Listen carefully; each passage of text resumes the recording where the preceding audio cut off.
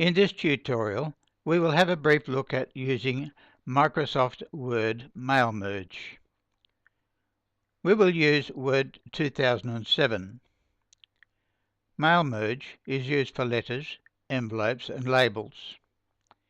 In the first part of this tutorial, we will concentrate on mailing labels. They can, of course, be used on envelopes, but are better used on circulars and newsletters that have been formatted to leave a space for an address label, obviating the need for an envelope. This is the normal Word window when we open the program. It shows the command ribbon at the top. The command ribbon can be minimized. For new users, it is probably more convenient to leave the ribbon on view. A right click on the ribbon or on a tab reveals the tick-untick options for minimizing the ribbon. To start, we click on the Mailings command tab. Then go to Start Mailmerge. The main options are for letters, envelopes and labels. But for a new user, the best option is the step-by-step wizard. We will start there. We want to print mailing labels, so we select that option and then Next.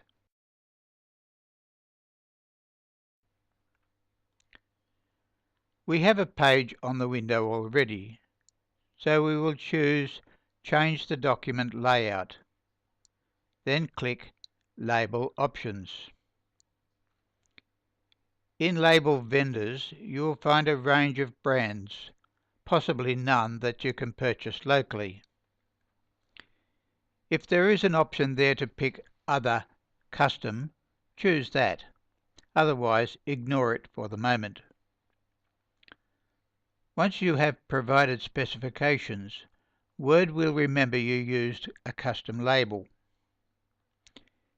In product number, choose A4 Portrait, as you will use an A4 sheet of labels. The label information you first see is possibly wrong, but you can't change it there. You go to Details. The pop-up shows the current label specifications. I am going to use a Maker label. This has 24 labels to a sheet, arranged in 3 columns and 8 rows. My sheets have a narrow lead-in margin for the top. There are no side margins. Vertical pitch is the same as label height, and label width is the same as horizontal pitch. The label packet shows the label sizes on the back.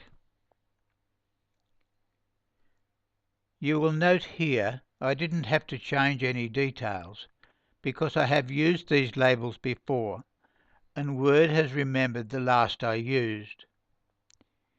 If you have not entered correct details, Word may give an error message saying that the label size and numbers exceeds the page dimensions when you click OK.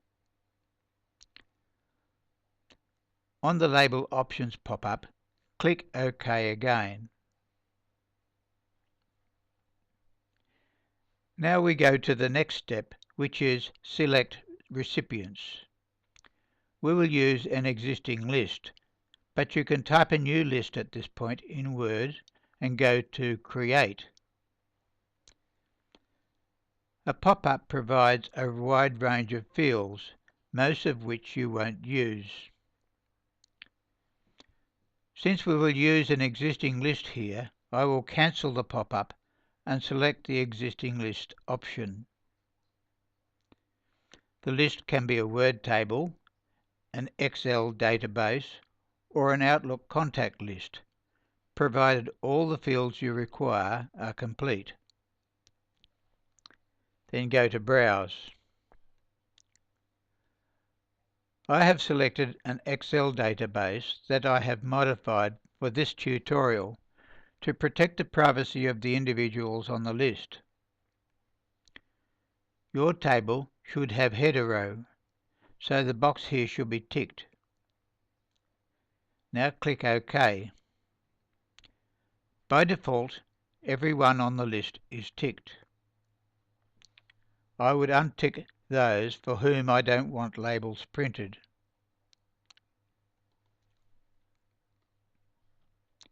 Now click OK. Next, tick Arrange Labels. Since we don't want a greeting line, we will just select Address Block. The pop-up gives us a choice of formats for the recipient's name. We don't have a company name in our data fields, so that option is greyed out.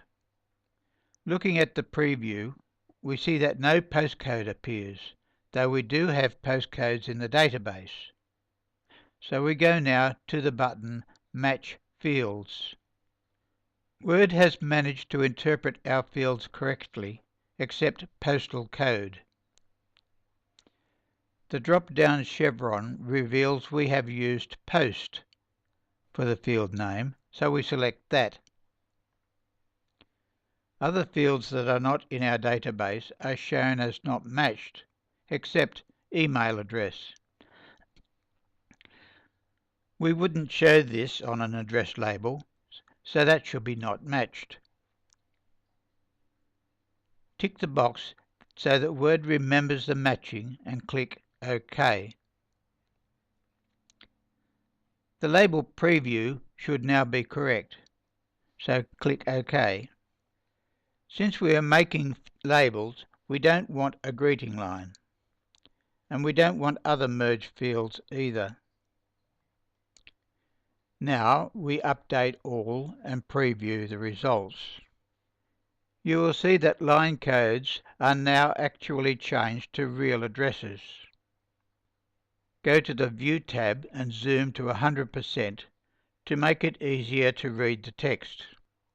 The default text is a bit small and left justified. We should center the text on each column first. Left-click at the top of each column to select, then right-click and choose the centering icon. Go back then and change the text size to 14-point bold. Left-click to select, right-click to change font. This will have changed all of the labels, so check all of the labels in case one address is too large to fit comfortably on the label. That label can be individually formatted with smaller text so that it fits.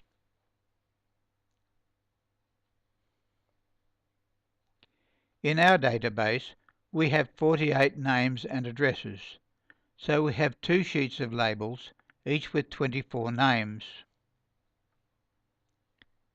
We should now save labels 1 to 24 as sheet 1 and labels 25 to 48 as sheet 2.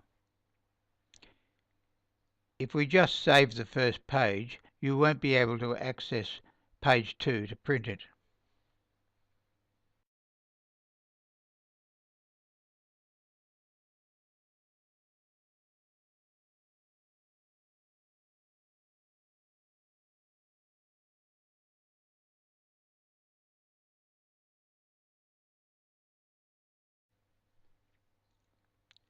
An alternative way is to go to Finish and Merge, Edit Individual Documents.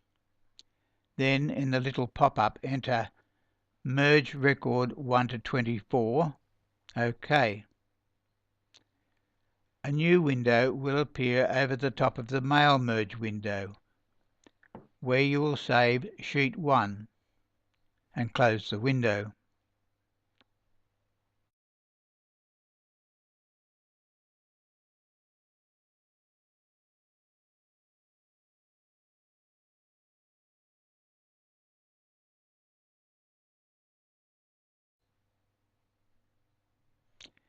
Go back to the Mailmerge window, Finish and Merge. Edit individual documents. Then, in the little pop-up, enter Merge Record 25 to 48. Then OK. The new window will again appear over the top of the Mailmerge window, where you will save Sheet 2. Repeat this process until there are label sheets to cover all of your recipients. Now you can close Word and print the sheets at your leisure. When you open the sheets again at another time, a pop-up window may seek approval to run the SQL command. You simply reply yes. What this means is that any changes to the address list made since the file was last used will be reflected in the new printout. In other words, the labels will be up to date. However, don't change the location of the database, else Word won't be able to find it. This ends part 1 of this tutorial.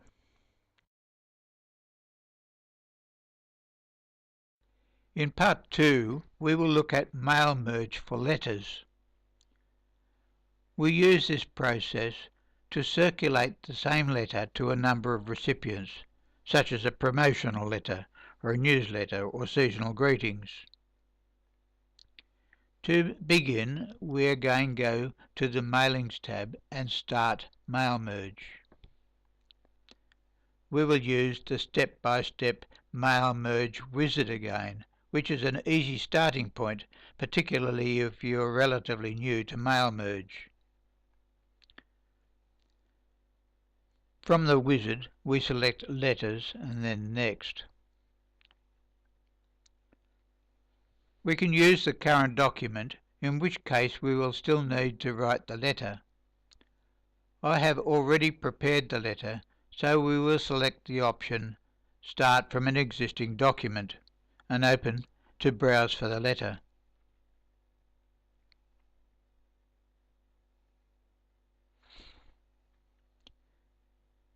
Now we can select recipients.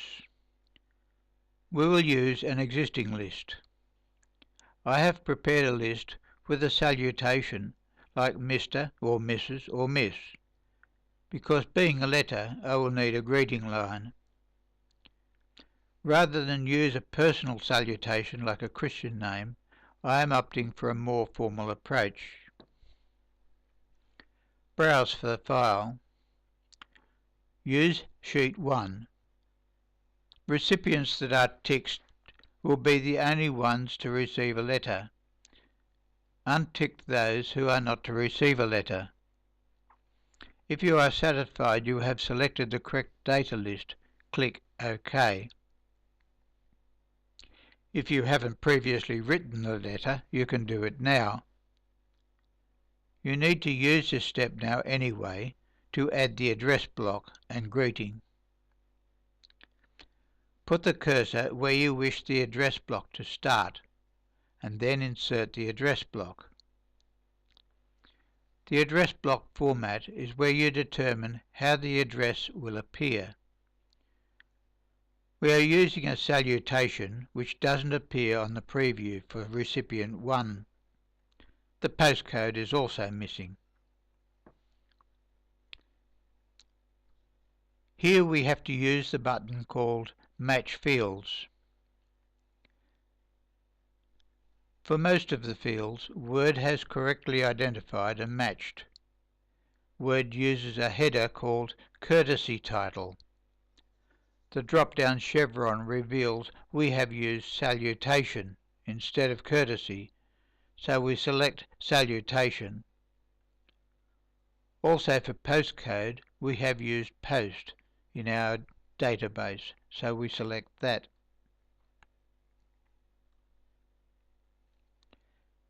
Email has also been matched, but we don't want that on the address block, so we change that to Not Matched.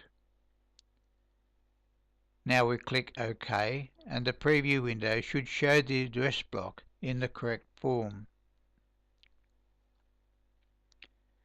Next, we need to insert the greeting line. Put the cursor in position first, a couple of lines below the address block, and now format the greeting line.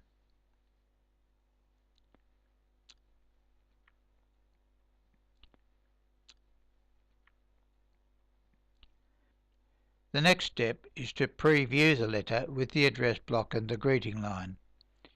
If it looks satisfactory, complete the merge. To do this, go to Individual Letters and Merge All. The normal print page will appear superimposed on the merge page. You will note that the document has as many pages as there are recipients. At this stage, you save the one document that includes all the recipients. When you open the document again, you can add personalized text on individual recipients before printing individually. This ends the tutorial.